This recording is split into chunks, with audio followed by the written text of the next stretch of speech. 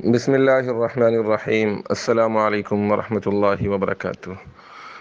دوستو، عید الاضحیٰ کی آمد آمد ہے، اور ہر ایک شخص کی یہ دلی خواہش ہوتی ہے کہ میں قربانی کروں، لیکن دیکھتے ہیں کہ قربانی واجب کس پر ہوتی ہے۔ علماء کرام اس بارے میں کیا فرماتے ہیں؟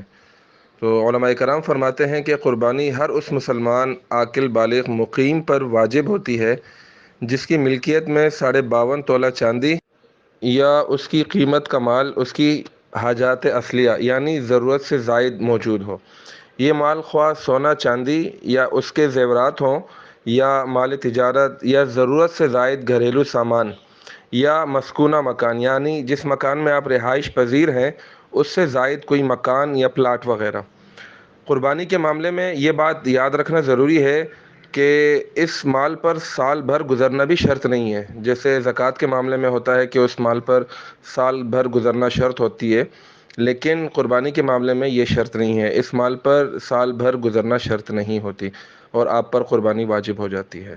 بہت شکریہ، والسلام علیکم ورحمۃ اللہ وبرکاتہ۔